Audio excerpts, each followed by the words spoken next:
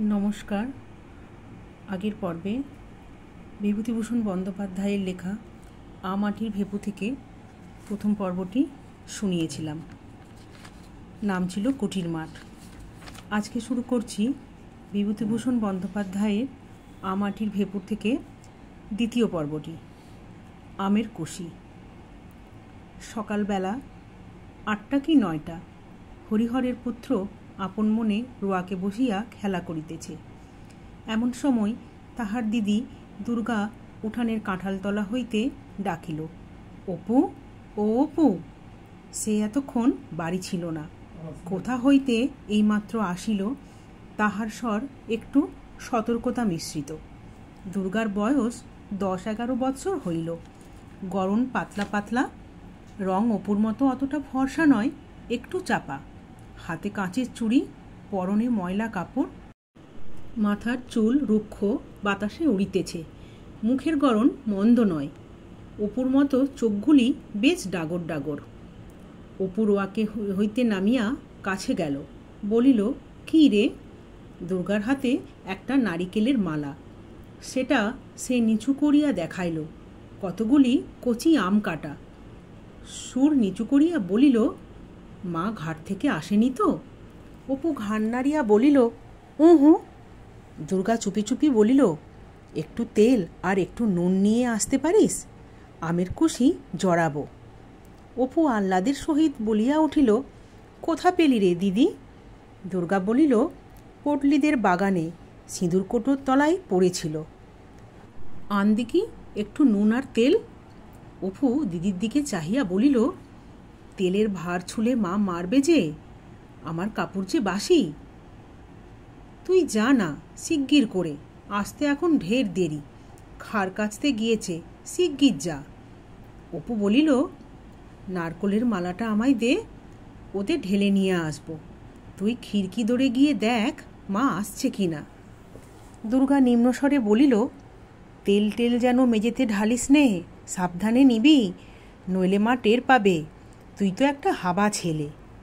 অপু বাড়ির মধ্যে হইতে বাহির হইয়া আসিল। দুর্গা তাহার হাত হইতে মালা লইয়া আমগুলি বেশ করিয়া মাখিল, বলিল, নে হাত পাত। তুই অতগুলো খাবি দিদি? অতগুলো বুঝি হলো? এই তো, ভারী বেশি, যা। আচ্ছা নে আর দুখানা। বাহ, দেখতে বেশ হয়েছে রে। একটা লঙ্কা আনতে পারিস? আর একখানা দেব তাহলে। লঙ্কা কি করে আনবো দিদি? মাঝে তক্তার ওপর রেখে দেয়, আমি যে নাগাল পাইনে। তবে থাকগে যাক, আবার ওবেলা আনবো এখন।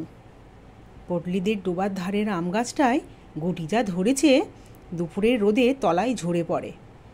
খিড়কির দোর ঝনাত করিয়া খুলিবার শব্দ হইল এবং একটু পরেই সর্বজয়ার গলা শোনা গেল, দুর্গা, ও দুর্গা।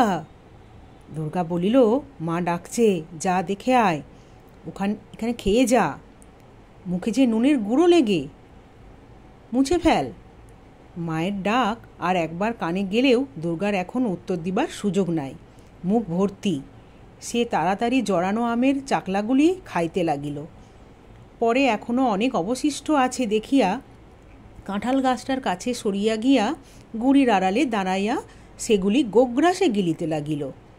অপু তাহার পাশে দাঁড়াইয়া নিজের অংশ প্রাণপণে গিলিতেছিল, কারণ চিবাইয়া খাওয়ার আর সময় নাই। খাইতে খাইতে দিদির দিকে চাহিয়া সে দোষ সম্বন্ধে সচেতনসূচক হাসি হাসিল। দুর্গা খালি মালাটা এক টান মারিয়া জঙ্গলের মধ্যে ছুঁড়িয়া দিল। ভাইয়ের দিকে চাহিয়া বলিল, মুখটা মুছে ফেল না বাঁদর, নুন লেগে রয়েছে যে। পরে দুর্গা নিরীহ মুখে বাড়ির মধ্যে ঢুকিয়া বলিল, কি মা, কোথায় বেরোনো হয়েছিল শুনি? একলা নিজে কত দিকে যাব?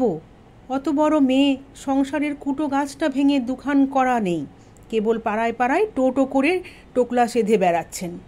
সে বাদর কোথায় গেল? অপু আসিয়া বলিল, মা খিদে পেয়েছে। রোসো রোসো, একটুখানি দাঁড়াও বাপু, একটুখানি হাঁপ ছাড়তে দাও। তোমাদের রাত দিন খিদে, আর রাত দিনই ফাই ফরমাস। ও দুর্গা, দেখ তো বাছুরটা ডাক পারছে কেন? খানিকটা পরে সর্বজয়া রান্নাঘরে দাওয়ায় বটি পাতিয়া শশা কাটিতে বসিল। অপু কাছে বসিয়া পড়িয়া বলিল, আর একটু আটা বের করো না মা, মুখে বড্ড লাগে। দুর্গা নিজের ভাগ হাত পাতিয়া লইয়া সংক্ষিপ্ত সুরে বলিল, চাল ভাজা নেই মার? অপু খাইতে খাইতে বলিল, ওহ, চিবনও যায় না। আম খেয়ে জাঁ দাঁত টোকে। দুর্গার ভ্রুকুটি মিশ্রিত চোখ টেপায় বাধা পাইয়া তাহার কথা অর্ধপথেই বন্ধ হইয়া গেল।